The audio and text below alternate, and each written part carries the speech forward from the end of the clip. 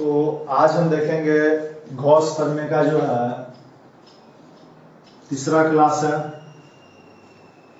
जिसमें सबसे पहले जो है हम गॉस प्रमेय को जो है हमको देखना है। इसमें तो गॉस प्रमेय में सबसे पहले इसके जो है डिफिनेशन के बारे में हम जानेंगे। गॉस प्रमेय में सबसे पहले इसके डिफिनेशन के बारे में हम जानेंगे। गॉस प्रमेय में इसका डिफिनेशन क्या है इसके बारे में हम जानेंगे। कहता है कि गॉस प्रमेय में हम जानेंगे किसी बंद पृष्ठ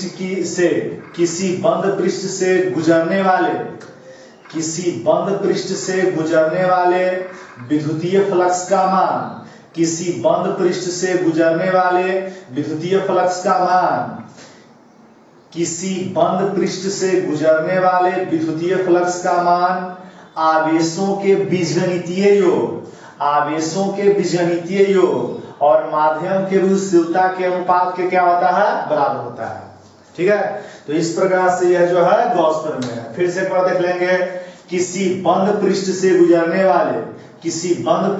गुजरने वाले विद्युतीय फ्लक्स का मान आवेशों के बीजगणितीय योग और माध्यम के विद्युतशीलता के अनुपात के क्या होता है, बराबर होता है। कहता है कि किसी बंद पृष्ठ से गुजरने वाले विद्युतीय फ्लक्स का मान आवेशों के बीजगणितीय योग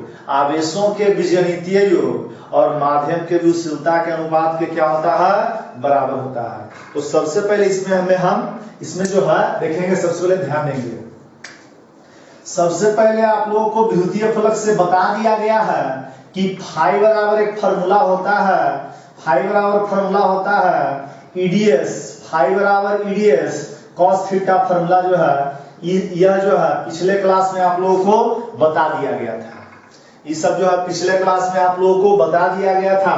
तो सबसे पहले हम देखेंगे, इसमें ध्यान देंगे विद्युतीय फ्लक्स में, क्योंकि विद्युतीय फ्लक्स जो है इसका और इसका क्या है, अनुपात है। तो देखेंगे कि एक आवेश है जिसका नाम Q1 है, एक दूसरा आवेश जिसका नाम Q2 है, और एक तीसरा आवेश है जिसका नाम Q3 है, और एक आवेश Q4 है, और एक इससे दूर आवेश एक Q5 है। इसमें से क्या कहता है, गॉस प्रमेय को बताने के लिए हमको बंद पृष्ठ का होना अनिवार्य है। बंद पृष्ठ का होना जो है एकदम अनिवार्य है। हम बंद पृष्ठ को कहते हैं, बंद पृष्ठ मतलब क्या कहते हैं, हम कहते हैं कि बंद एक काल्पनिक पृष्ठ। ठीक है, बंद एक काल्पनिक पृष्ठ की हम कल्पना करते हैं। बंद एक काल्पनिक पृष्ठ की कल्पना करते हैं जिसको हम गॉसीय पृष्ठ कहते हैं, जिसको हम क्या कहते हैं, गॉसीय पृष्ठ भी कहते हैं। एक इसमें क्या कहते हैं कि एक बंद पृष्ठ की कल्पना करते हैं। इस कल्पना के बारे में जो है गॉस ने जो है एक अपना प्रमेय की सहायता से इस प्रकार से काल्पनिक मानकर जो ही अपना एक उपयोग किया है। इसीलिए हम मानते हैं बंद काल्पनिक पृष्ठ। तब बंद काल्पनिक पृष्ठ को हम कहते हैं गॉसीय पृष्ठ भी कहते हैं। तो क्या करते हैं कि इसमें एक बंद काल्पनिक पृष्ठ की कल्पना करते हैं। क्या है, एक बंद काल्पनिक पृष्ठ की कल्पना करते हैं, और इसी कल्पना करने वाले पृष्ठ को ही क्या कहते हैं, बंद काल्पनिक पृष्ठ कहते हैं, मतलब गॉसीय पृष्ठ कहते हैं। इसके अंदर एक आवेश Q1 है, एक आवेश Q2 है, और एक आवेश Q3 है। तो इसका परिभाषा जो है यही है। इसका परिभाषा है कि किसी बंद पृष्ठ से गुजरने वाले यही बंद पृष्ठ है। तो इस सब के आवेश है, तो इसका जो है आवेश निकलेगा। ठीक है, आवेश तो कहता है कि किसी बंद पृष्ठ से गुजरने वाले विद्युतीय फ्लक्स का मान आवेशों के बीजगणितीय योग, किसी बंद पृष्ठ से गुजरने वाले विद्युतीय फ्लक्स का मान आवेशों के बीजगणितीय योग और माध्यम के विद्युतशीलता के अनुपात के बराबर होता है। तो बीजगणितीय के मतलब हो गया सिग्मा, आवेशों के बीजगणितीय योग मतलब Q, सिग्मा इंटू Q, और माध्यम की विद्युतशीलता के अनुपात के क्या होता है, बराबर होता है। तो इसका इस डिफिनेशन जो है इस प्रकार से निकलेगा। तो इससे हम क्या समझते हैं कि एक हम फाई चलेंगे, एक आवेश का नाम क्या है, एक आवेश का नाम है Q1 plus Q2 plus Q3 plus Q4 बटा टोटल के विद्युतशीलता, मतलब हवा के लिए, मतलब माध्यम जो है हवा है, तो हवा के लिए विद्युतशीलता इप्सिलॉन नॉट होता है। तो फाई बराबर Q1 Q2 Q3 Q4 बटे क्या हो जाएगा, इप्सिलॉन नॉट हो जाएगा। अब इसमें हम देखेंगे क्या, इसमें हम देखेंगे कि इप्सिलॉन मतलब इसमें जो है Q5 जो है बाहर है, इसको जो है बंद पृष्ठ के अंदर क्यों नहीं लिया गया है, इसको भी हम देखेंगे। लेकिन इसका जो फॉर्मूला होता है कि अगर यहाँ पर अगर इस प्रकार से बहुत सारा आवेश है तो इसका फॉर्मूला जो है फाई, इसके परिभाषा से फाई सिग्मा Q बटे इप्सिलॉन नॉट, फाई बराबर Q1 Q2 Q3 Q4 बटे क्या हो जाएगा, इप्सिलॉन नॉट हो जाएगा। अगर एक आवेश के रूप में अगर चलने के लिए रहेगा, अगर एक आवेश क्या है Q है और इस प्रकार से अगर दिया गया है, तो इस प्रकार से अगर दिया हुआ रहे तो इसका जो फॉर्मूला होता है, इसका जो फॉर्मूला होता है फाई बराबर Q बटे क्या होता है, इप्सिलॉन नॉट होता है। एक इसमें फॉर्मूला यह भी होता है कि फाई बराबर Q बटे इप्सिलॉन नॉट, यहाँ भी मेन फॉर्मूला है, यह भी मेन फॉर्मूला है।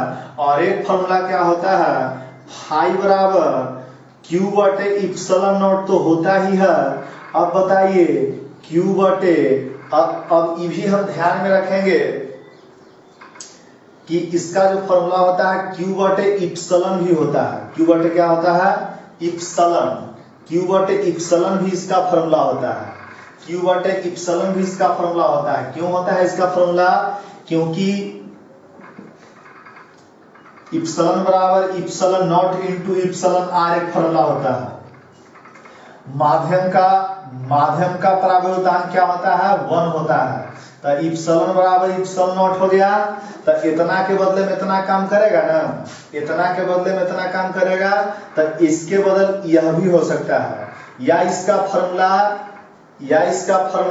Q बटे क्या, इसका formula epsilon not into epsilon r भी होगा। मतलब जितना भी हम फॉर्मूला बोलते हैं ये सब फॉर्मूला एक ही है। अगर यहाँ पर एक ऐसा एक सतह है जिसका एक आवेश क्या है, Q है, तो इस प्रकार से इसको हम फॉर्मूला बोलेंगे। अगर इसके डिफिनेशन से अगर चलेगा, इसके डिफिनेशन से चलेगा तो फाई बराबर सिग्मा Q बटे इप्सिलॉन नॉट, फाई बराबर Q1 Q2 Q3 plus Q4 बटे इप्सिलॉन नॉट, किससे, तो इसमें इससे पहली वाली स्थिति में हम माने थे Q1 Q2 Q3 Q4 इस प्रकार से माने थे, तो इसके लिए यह फॉर्मूला चलेगा। तो आगे हम ध्यान देंगे इसके फॉर्मूला पर। अब वहीं पर फिर से आ जाएंगे कि एक आवेश जो है, एक आवेश Q1 है और इससे दूर एक आवेश Q2 है। यहाँ पर क्या करते हैं कि एक बंद पृष्ठ की कल्पना करते हैं, एक बंद पृष्ठ की कल्पना करते हैं। यहाँ पर एक बंद पृष्ठ की क्या करते हैं, यहाँ पर एक बंद पृष्ठ की कल्पना करते हैं, बंद पृष्ठ की कल्पना करते हैं। तो देखेंगे कि यहाँ से जो निकलने वाला जो विद्युतीय फ्लक्स है इस प्रकार से निकल रहा है, इस प्रकार से निकल रहा है, इस प्रकार से निकल रहा है, इस प्रकार से निकल रहा है, इस प्रकार से निकल रहा है। तो हम जानते हैं कि इसका जो फॉर्मूला फाई बराबर होता है सिग्मा Q बटे इप्सिलॉन नॉट होता है। अब इसमें Q1 के रोल, Q के रोल कौन है, Q1 है, तो Q1 बटे क्या आ जाएगा, इप्सिलॉन नॉट, क्योंकि एक आवेश है और दूसरा आवेश के लिए यहाँ पर इसमें नहीं लिया गया है। अब इसको हम देखेंगे कि इसमें जो है इस पूरे टोटल आवेश में जो है Q1 आवेश ही लिया जाता है, इसमें Q2 आवेश क्यों नहीं लिया जाता है, इसके बारे में हम ध्यान देंगे कि इसमें जो है Q2 आवेश क्यों नहीं लिया जाता है। एक तो इस स्थिति में हो गया, जो अगर इस आवेश से जो निकल रहा है, जो आवेश से जो निकल रहा है, तो जो अगर निकल रहा है तो उसको से अगर यहाँ से यहाँ अगर जा रहा है तो माइनस लेंगे, अगर कहीं से अगर आ रहा है इस पर प्लस लेंगे। तो इसके नेक्स्ट देखते हैं। अब यही एक आवेश Q1 है, इसको छोड़ करके एक आवेश क्या है Q2 है। इस आवेश को जो है इस प्रकार से लिया गया है। अब इससे निकलने वाला जो विद्युतीय फ्लक्स है, इससे निकलने वाला जो विद्युतीय फ्लक्स है, नेक्स्ट देखेंगे इसको। इससे जो है यहाँ पर एक आवेश है, इस प्रकार से काल्पनिक गॉसियन पृष्ठ कल्पना है, और यहाँ से विद्युतीय फ्लक्स जो है निकलना स्टार्ट होता है Q2 से। तो यहाँ से अगर निकलना अगर स्टार्ट होता है तो इस प्रकार से जा रहा है, इस प्रकार से जा रहा है, इस प्रकार से जा रहा है, यहाँ से जा रहा है, इस प्रकार से जा रहा है, यहाँ से जा रहा है, यहाँ से जा रहा है। अब देखेंगे कि यहाँ से विद्युतीय फ्लक्स जो है इसके सेंटर की ओर दूगो जा रहा है और यहीं से दूगो निकल रहा है। अगर दूगो जा रहा है विद्युतीय फ्लक्स तो इसका मान होगा -2, और यहाँ से दूगो निकल भी रहा है तो क्या हो जाएगा, +2 हो जाएगा। अब बताइए प्लस माइनस क्या करेंगे, घटा देंगे, तो घटा देंगे तो इस क्या हो जाएगा, 0 हो जाएगा। इसीलिए जिसमें आवेश को जब लिया जाता है उसी आवेश जो है सीमित रहता है, जो बाहर वाला जो आवेश होता है उसका उपयोग जो है नहीं किया जाता है। इसलिए नहीं किया जाता है, आपको दर्शा दिया गया है। नेक्स्ट देखेंगे इस पर हम।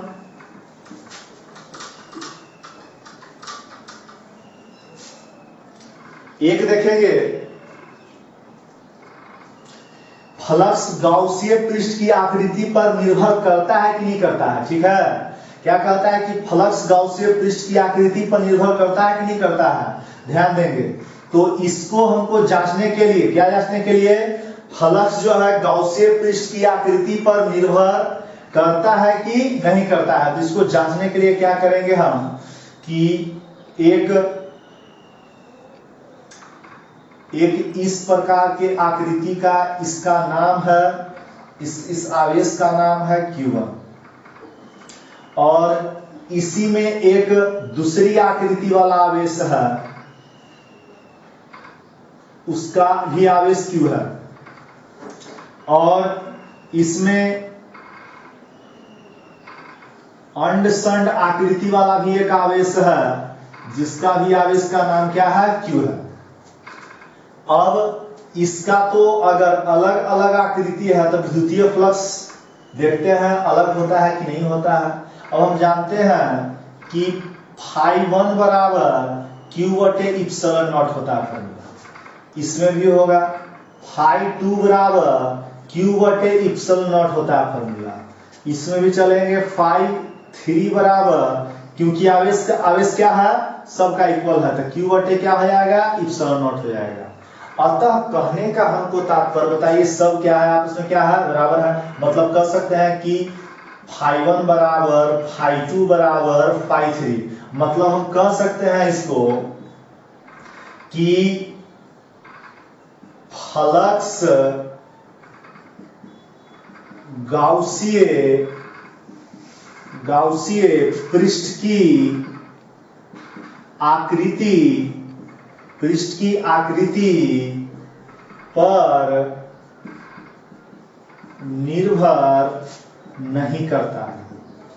क्या कह सकते हैं कि फ्लक्स जो है, फ्लक्स का जो मान है गाउसीय पृष्ठ की आकृति पर निर्भर नहीं करता है, इसकी आकृति पर निर्भर नहीं करता है। नेक्स्ट हम ध्यान देंगे, एक ही तरह के जो है 3 आवेश लेंगे। एक का नाम इस प्रकार से, इसी तरह के तीनों है, यहां पर भी यही है और यहां पर भी वही है। और इसमें भी अगर हम ध्यान देंगे कि अगर एक समान आकृति वाले रहे तो विद्युतीय फ्लक्स का मान क्या होगा, अलग अलग होगा कि वही होगा। मतलब इसकी स्थिति पर जो है निर्भर करता है कि नहीं करता है। मतलब आकृति पर तो देख लिए, अब इसकी स्थिति पर जो है निर्भर करता है कि नहीं करता है। तो यहाँ भी लेंगे φ1 बराबर q बटे एप्सिलॉन नॉट, यहाँ भी लेंगे φ2 बराबर q बटे एप्सिलॉन नॉट, यहाँ भी लेंगे φ3 बराबर q बटे एप्सिलॉन नॉट। तो हम देखेंगे कि सभी का जो इस प्रकार से जो यहाँ जो है सब आपस में क्या है, बराबर है। मतलब हम कह सकते हैं कि φ1 बराबर φ2 बराबर φ3। अतः हम कह सकते हैं कि फ्लक्स क्या, फ्लक्स गाउसीय पृष्ठ में, फ्लक्स गाउसीय पृष्ठ में आवेश की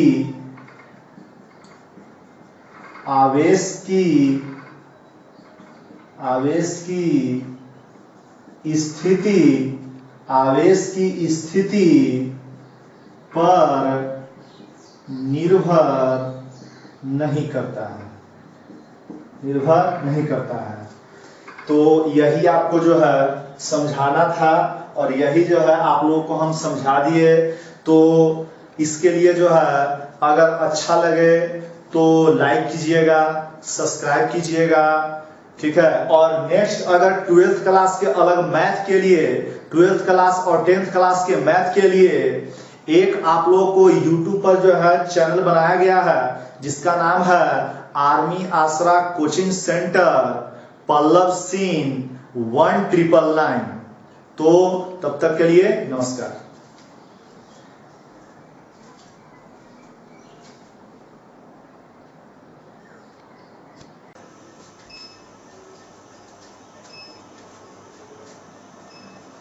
इस वीडियो में हम देखेंगे गॉस प्रमेय के अनुप्रयोग के बारे में।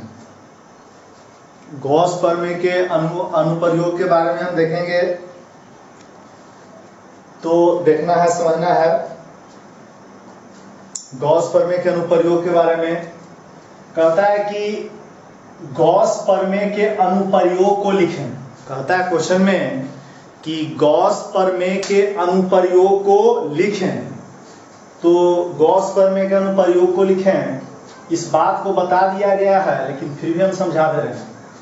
गॉस प्रमेय की सहायता से किसी आवेश के कारण किसी बिंदु पर विद्युतीय क्षेत्र का मान ज्ञात करते हैं। इसके लिए एक काल्पनिक बंद पृष्ठ की कल्पना करते हैं। इसके लिए काल्पनिक बंद पृष्ठ की कल्पना करते हैं। इसके लिए काल्पनिक बंद पृष्ठ की क्या करते हैं, कल्पना करते हैं। इसके लिए एक काल्पनिक बंद पृष्ठ की कल्पना करते हैं जिसे क्या कहते हैं, गॉसियन पृष्ठ कहते हैं। यही आपका क्वेश्चन है। क्वेश्चन समझेंगे कि गॉस प्रमेय के अनुप्रयोग को लिखें। इस बात को बता दिया गया आप लोगों को, तो इस प्रकार से हम जान लेते हैं। गॉस प्रमेय की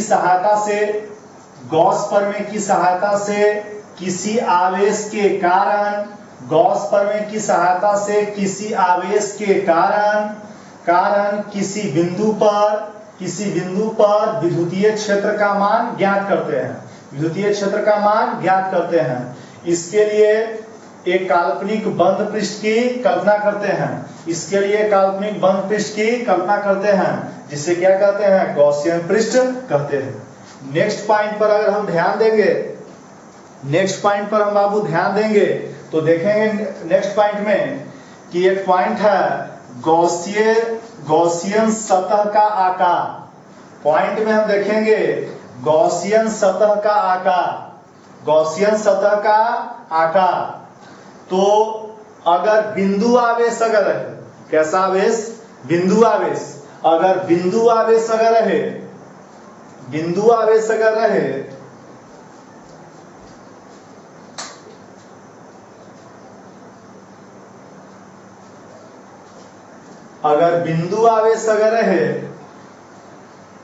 कहता है कि गॉसियन सतह का आकार। अगर पहला पॉइंट में अगर बिंदु आवेश अगर रहे, कैसा आवेश, बिंदु आवेश, अगर बिंदु आवेश रहे तो गॉसियन सतह का आकार कैसा होगा, गोलाकार होगा। अगर बिंदु आवेश अगर रहे, अगर इस प्रकार से अगर बिंदु आवेश रहे और इसकी इस तरह से त्रिज्या लेंगे तो गॉसीय सतह का आकार कैसा होगा? गोलाकार होगा। अगर रेखीय आवेश रहे, इस प्रकार से एक रेखीय छड़ के तरह जो है लिया गया है, एक रेखीय आवेश रहे, एक रेखीय आवेश रहे मतलब रैखिक आवेश के कारण, रैखिक आवेश के कारण अगर रेखीय आवेश रहे तो गॉसीय सतह का आकार कैसा होगा? बेलनाकार होगा। अगर रेखीय आवेश अगर रहे, अगर रेखीय आवेश अगर रहे तो गॉसीय सतह का आकार कैसा होगा? बेलनाकार होगा। नेक्स्ट हम देखेंगे कि अगर एक गोला पर आवेश दिया जाए, क्या दिया जाए?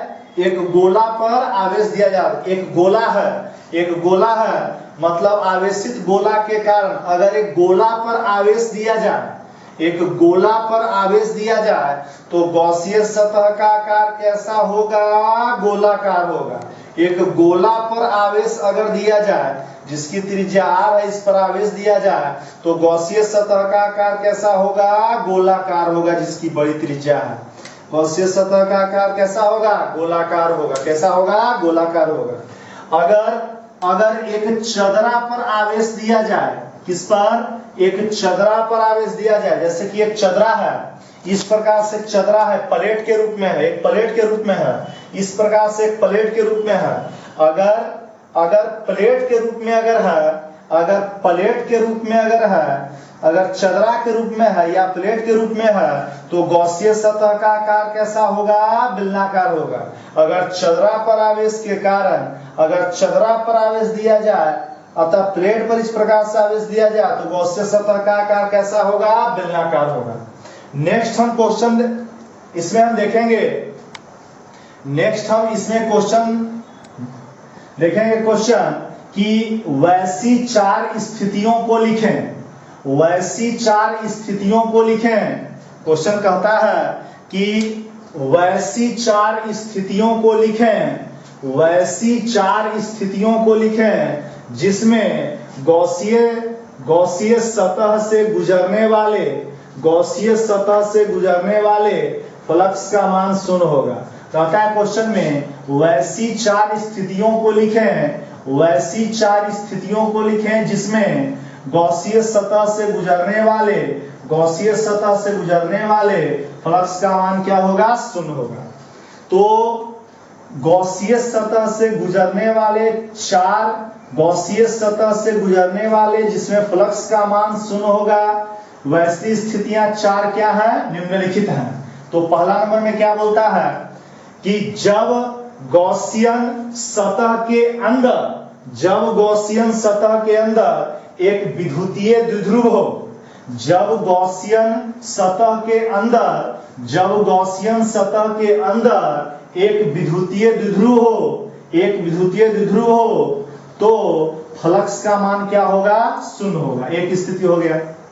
दूसरा स्थिति में चलेंगे, जब गॉसियन सतह के अंदर, जब गॉसियन सतह के अंदर, जब गॉसियन सतह के अंदर एक से अधिक विद्युतीय द्विध्रुव हो, मतलब एक था तो फ्लक्स का मान 0 होगा। अगर एक से ज्यादा अगर हो तब, ये स्थिति एक से अगर ज्यादा हो तब क्या हो सकता है? अगर जब गॉसियन सतह के अंदर एक से अधिक विद्युतीय द्विध्रुव हो तो इस स्थिति में भी फ्लक्स का मान क्या होगा? 0 होगा। थर्ड पॉइंट पे देखेंगे, अगर गॉसीय सतह के अंदर, अगर गॉसीय सतह के अंदर, अगर गॉसीय सतह के अंदर कोई आवेश न हो, अगर गॉसीय सतह के अंदर कोई आवेश न हो, अगर गॉसीय सतह के अंदर कोई आवेश न हो तो उस स्थिति में भी फ्लक्स का मान क्या होता है? 0 होता है। उस स्थिति में भी फ्लक्स का मान क्या होता है? 0 होता है। अगर गॉसियन सतह के अंदर, अगर गॉसियन सतह के अंदर, अगर गॉसियन सतह के अंदर के आवेश का बीजगणितीय योग 0 हो, अगर गॉसियन सतह के अंदर के आवेश का बीजगणितीय योग 0 हो तो उस स्थिति में भी फ्लक्स का मान क्या होता है? 0 होता है। तो मैथ के लिए आप लोगों को जो है नेक्स्ट भी मतलब एक चैनल है यूट्यूब चैनल, मतलब क्या है, यूट्यूब चैनल है जिसका नाम आर्मी आसरा कोचिंग सेंटर है, और उसी में पल्लव सेन 1999 है। तो इस प्रकार से भी सर्च करेंगे तो आपका उसमें जो है मैथ का वीडियो दिखाया जाएगा। यह जो है फिजिक्स और केमिस्ट्री के लिए एक चैनल है जिसका नाम पल्लव सीन 1999 है। तो अच्छा लगे तो लाइक और सब्सक्राइब करना नहीं भूलिएगा। तब तक के लिए नमस्कार।